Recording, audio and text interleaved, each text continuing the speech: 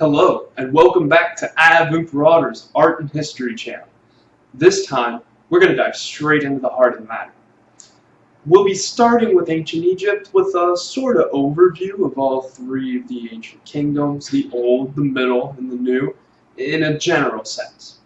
Later, we'll come back in more detail, but for now, I want to explain a few things to help us understand the art. Before we get to that, though, I want to try and explain a little bit about society in Bronze Age Egypt. Agriculture was something of a recent invention, sort of like electricity or fertilizer is today. In the same respect, a Bronze Age Egyptian would have lived in a world where most people didn't have practical agriculture. Why would this be? Even by today's standards, ancient societies required a high level of organization within and without to survive. Even more interesting is the degree of reliance on foreign nations existing and trading to maintain your nation and society. Due to the knowledge available and the demands of the time, Bronze Age civilizations developed into what we today call the palace economy. To put it as simply as possible, a palace or city would direct the outlying people and resources toward itself, taking in raw goods, timber, copper, tin, things like that, and distributing finished goods, lumber, bronze, pottery, in return. We'll see this a little bit more later, and one of the concepts that probably grew out of the palace economy after the collapse would have been the Greek polis, which will be in the next video. What do I mean by this exactly, palace economy? Well, here's a fun fact. The word pharaoh originally meant great house.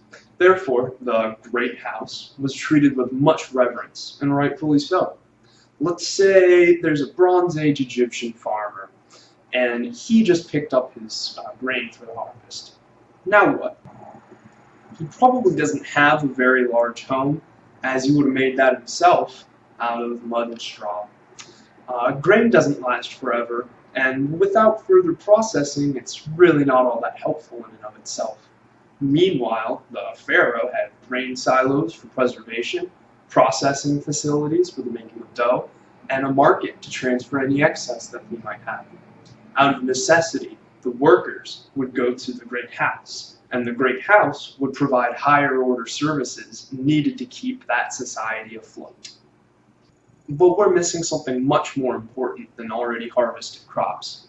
In my opinion, the most important reason this sort of society had to develop simply was because it was the Bronze Age. Previous human tools were made from stone, and indeed even into the Bronze Age, stone implements were very important. But stone has a huge drawback. It's huge weight. Once you get to a certain stage of implement, stone just becomes far too unwieldy. Imagine taking a large piece of stone and fashioning it into a scythe. You might be able to swing it a couple of times, but you're going to have a hard time getting all that grain in. Why does this matter? Well, let me ask you. What is the most important thing to effective agriculture that humans have control over? Obviously, if you're trying to farm in an area devoid of water, you're going to have a bad time. Himyar is an honorable mention in this category, but we'll get to that later. So, your next guess may be a variety of harvest-ready plants, or beasts of burden to share in the labor. But both of these things actually rely on already having the most important thing. So what am I vaguely going on about then? Tools. Specifically, bronze tools. A beast of burden could only be useful if a plow existed to be drawn, and it doesn't matter how much fruit and vegetable variety you have if you can't till a field to plant any of it. So, as a Bronze Age Egyptian farmer, your number one demand from the palace would most likely be tools. How else could the pharaoh and his bureaucrats laze around all day if there were no peasants that could till their own land to produce surplus? And this leads to an enormous problem for Bronze Age civilizations. Bronze is an alloy, meaning it's composed of two or more metals, usually copper and tin. Unfortunately for our forerunners, both of these elements are pretty rare, even today, especially in the case of tin. But first, copper. Copper's had several different names, red metal and topically, the metal of Cyprus. Cyprus, a little island off the coast of the eastern Mediterranean, had large reserves of copper that they were willing to trade with neighboring civilizations, when those neighboring civilizations weren't busy trying to subjugate Cyprus, that is. There's only one problem. Cyprus is an island, and to get there, first you needed a fleet that could transport huge quantities of metal, and you needed to be able to defend that fleet from pirates and raiders. To do this, you would need maps, star charts, and weapons, which would presumably need to be made out of the very copper that you're going to get in the first place. To keep it interesting, let's say you are a fantastic pharaoh. Let's call you Ramses, and you assemble your fleet. Your priests give you the latest star charts for navigation. Your scouts and merchants surrender all of their maps for you to commission a composite. You load up with grain, both for food and trade, since it is your #1 export, and you dispatch your fleet to Cyprus. Hooray!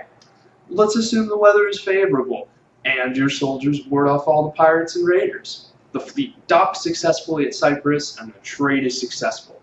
Good news, right? Well, not entirely. The current of the Mediterranean won't just take you back south towards Egypt. You have to go west, to Minos and Bronze Age Greece. You know, the guys with the citadels so large that later generations thought they could only be built by giant, brutish cyclops. The guys who fought decades-long wars because they had one less pretty girl in their land, sending hundreds of ships after her. If you didn't have good diplomatic standing already with the Minoans and the Greeks, they may decide that copper should be theirs on its way through. After all, a warrior society needs a lot of bronze for their weapons, and your voyage would be so far out that it would be nigh impossible to tell exactly how your ships were lost, or even when. But you are Ramses, right? You made all the right diplomatic moves first, from Assyria to Cyprus to the Hittites to the Minoans. The currents are kind, and you packed enough grain, even to leave a gift for Minos and his Minotaur. Your fleet leaves, sails down the Mediterranean by modern Libya, and returns to your port. Congratulations! Your people should be pleased, right? Well, no. Not yet. Remember, your farmers need bronze, not copper. Why is this exactly? Have you ever been to a theme park or some other spot with a penny crusher? You put in a penny, turn the crank, and the penny is crushed with the force of your arm. If you don't know what I'm talking about, there's other ways to look at it too. Put a copper penny halfway through a vise and hit it with something hard. Now, imagine being a farmer with a copper plowshare and striking a particularly heavy rock.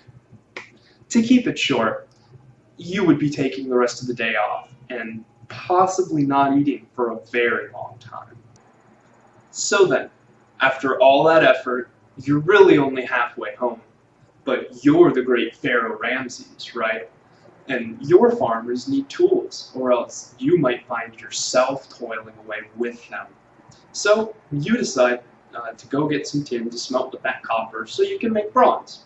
Good thinking, except as far as historians know today, there only would have been 2 places you could have gone to get that tin: Britain and Afghanistan. Yes, you heard me right. You are the Pharaoh of Egypt in Africa, and you need to make it all the way over to either Central Asia or the European British Isles for that tin that you need. You and your soldiers, fleets, merchants, and priests need to connect routes across continents at a time when the concept of a continent would have still been kind of new.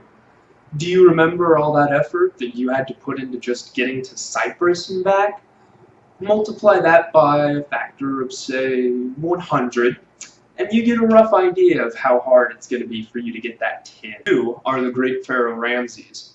You don't quite know what 2,200 miles means, but you know that a Bronze Age civilization without bronze is pretty much doomed. You sanction your best merchants for the long journey. You secure diplomatic ties with Assyria, Sumer, Mesopotamia, along with countless minor settlements and peoples along the way. You load your people up with goods for consumption, trade, and the inevitable bribes that are going to be necessary for the safe transport. You give them your seal, acting as if you, yourself, were present. Oil merchants caravan up the Nile, up the eastern Mediterranean, until they get to the Euphrates. They sail down this mighty river, through sprawling foreign civilizations, and then cross the Persian plateau, world-renowned for its hospitable nature. But these aren't just any merchants. They represent the great Ramses, right?